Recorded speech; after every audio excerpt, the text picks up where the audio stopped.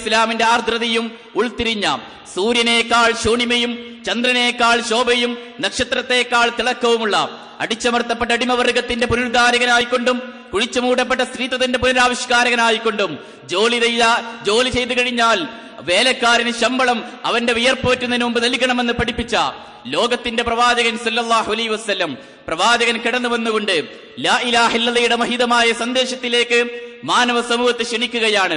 പ്രവാചകന് കല്ലേറുകളും ബഹിഷ്കരണങ്ങളും താണ്ഡവങ്ങളും പ്രയാസങ്ങളും ദുരിതങ്ങളും സങ്കീർണതകളും ഏൽക്കേണ്ടി വന്നു. സഹിച്ചും ക്ഷമിച്ചും പൊറുത്തും പ്രവാചകൻ നിലകൊള്ളുകയാണ്.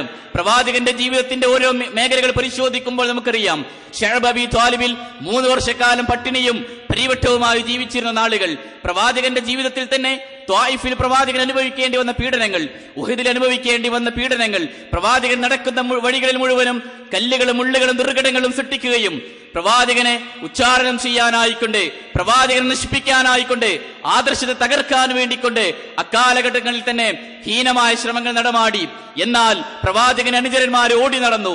ലോകത്തിന്റെ വിവിധ ഭാഗങ്ങളിലേക്ക് ഈ പ്രവാചകൻ സന്ദേശം ഉൾക്കൊണ്ട പ്രവാചകന്റെ അനുയായികൾ ഓടി നടക്കുകയാണ്. ആരൊക്കെയാണ്?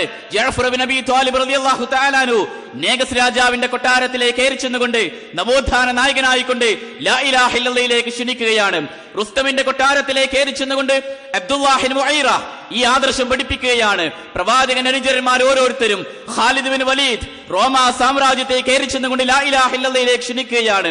അവരെല്ലാം നിർവഹിച്ച മഹാദൗത്യം, ആ ദൗത്യത്തിന്റെ പരിണിതഫലമായിക്കൊണ്ട് എത്യോപ്യക്കാരനായ ബിലാലും റോമക്കാരനായ സുഹൈബും പേർഷ്യക്കാരനായ സൽമാനും മക്കക്കാരനായ അബൂബക്കറും മദീനക്കാരനായ സഅദ് ബിൻ അബീ വഖാസും പള്ളിയിൽ തോളോട് തോൾ ചേർന്നുകൊണ്ട് പണക്കാരനെന്നോ ദരിദ്രനെന്നോ പട്ടിണിപ്പാവമെന്നോ വ്യത്യാസമില്ലാതെ അവർക്കിടയിൽ ഉണ്ടായിരുന്ന സ്നേഹമുണ്ടല്ലോ, അവർക്കിടയിൽ ഉണ്ടായിരുന്ന ഐക്യമുണ്ടല്ലോ, അവർ മുസ്ലിം സമുദായത്തിന്റെ മാനവരാശിയുടെ ഉന്നമനത്തിനും ഉയർച്ചയ്ക്കും അഭിവൃദ്ധിക്കും പുരോഗതിക്കും വേണ്ടി ഓടി നടക്കുകയായിരുന്നു. പ്രയാസങ്ങൾ അവർക്ക് പ്രശ്നമുണ്ടായിരുന്നില്ല.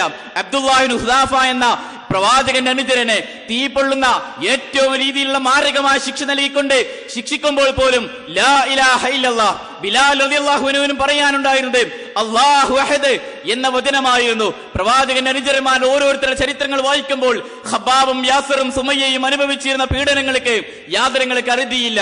മർദ്ദനങ്ങളും പ്രയാസങ്ങളും താണ്ഡവങ്ങളും വന്നപ്പോഴും അവര് മുഴുവനും ലാ ഇലാഹ ഇല്ലല്ലാഹയ്ക്ക് വേണ്ടി നവോത്ഥാന നായകന്മാരായിക്കൊണ്ട് അവർ നിർവഹിച്ച മഹാദൗത്യം, ആ ദൗത്യം പിൽക്കാലഘട്ടങ്ങളിൽ ഓരോരുത്തരായിക്കൊണ്ട് ഏൽക്കുകയാണ്, ഏറ്റെടുക്കുകയാണ്. സഹാബികൾ കാലശേഷം താബികൾ ഏറ്റെടുത്തു, താബികൾ ഏറ്റെടുത്തു. പ്രവാചകന്റെ കാലഘട്ടങ്ങൾക്ക് ശേഷം കടന്നു വന്ന അശ്ശൈഖുൽ ഇമാമുൽ ഹാഫിദ് അബൂ അബ്ദുല്ലാഹ് മുഹമ്മദ് ഇബ്നു ഇസ്മാഈൽ ഇബ്നു ഇബ്രാഹിം അൽ മുഈറത്തുൽ ബുഖാരി എന്ന ലോകം കണ്ട ഏറ്റവും വലിയ ഹദീസ് പണ്ഡിതൻ, അസ്ഹുൽ കുതുബു ബഅദ കിതാബില്ലാഹി സ്വഹീഹുൽ ബുഖാരി, അല്ലാഹുവിന്റെ കിതാബിന് ശേഷം ഏറ്റവും സ്വീകാര്യമായ ഗ്രന്ഥം ഇമാം ബുഖാരിയുടെ ഹദീസ് ഗ്രന്ഥമാണ്. ആ ഇമാം ബുഖാരിയും മുസ്ലിമും തുർമുദിയും നസായിയും ഇബ്നു മാജയും അബൂ ദാവൂദും ഹാക്കിമും ബൈഹഖിയും ഇമാം സുന്ന അഹ്മദ് ബിൻ അംർ അശ്ശൈബാനി, ഇമാം മാലിക് ബിൻ അനസ്, ഇമാം മുഹമ്മദ് ബിൻ ഇദ്രീസ് ശാഫിഈ, ഇമാം അബൂ ഹനീഫ റഹ്മത്തുള്ളാഹി അൽ കൂഫി, ഇവരെല്ലാം നിർവഹിച്ച മഹാദൗത്യമുണ്ടല്ലോ. ആ ദൗത്യം ഇങ്ങനെ കാലങ്ങളോളം കഴിഞ്ഞുപോയി. മഹാനായ ശൈഖുൽ ഇസ്ലാം ഇബ്നു തൈമിയ്യ റഹിമഹുല്ലാഹ് നിർവഹിക്കുകയാണ്. അതേപ്രകാരം മുഹമ്മദ് അബ്ദുൽ വഹാബ് നിർവഹിക്കുകയാണ്. ജമാലുദ്ദീൻ അഫ്ഗാനി നിർവഹിക്കുകയാണ്. ഷാഹ് വലിയുല്ലാഹി ദഹ്ലവി നിർവഹിക്കുകയാണ്. കേരളത്തിന്റെ ഓരോ ചരിത്രങ്ങൾ വായിച്ചെടുക്കുന്നിടത്ത് കാണാം, അതേപോലെ ഇന്ത്യയുടെ ചരിത്രങ്ങൾ വായിച്ചെടുക്കുന്നിടത്ത് കാണാം, അവിടെയെല്ലാം നിർവഹിക്കപ്പെട്ട അന്ധവിശ്വാസങ്ങളും അനാചാരങ്ങളും അത്യാചാരങ്ങളും കൂടുകൂട്ടുന്ന, അതിനുവേണ്ടി പ്രവർത്തിക്കുന്ന, അതിന്റെ പ്രചാരകനായിക്കൊണ്ട് ലോകത്തിന്റെയും കേരളത്തിന്റെയും ഒക്കെ ദിക്കുകളിലൂടെയും ദിശകളിലെയും ഓടി നടന്നുകൊണ്ട് പ്രവർത്തിക്കുന്നവർക്കെതിരെ ശക്തമായിക്കൊണ്ട് ഈ നവോത്ഥാന നായകന്മാർ ഓടി നടന്നുകൊണ്ട് അള്ളാഹുവിന്റെ ദീനിനെ പ്രചരിപ്പിക്കാനും ആ ദീനിന്റെ നിലനിൽപ്പിന് വേണ്ടി അവർക്ക് ശരീരം അവർക്ക് പ്രശ്നമുണ്ടായിരുന്നില്ല, സമ്പത്ത് പ്രശ്നമുണ്ടായിരുന്നില്ല.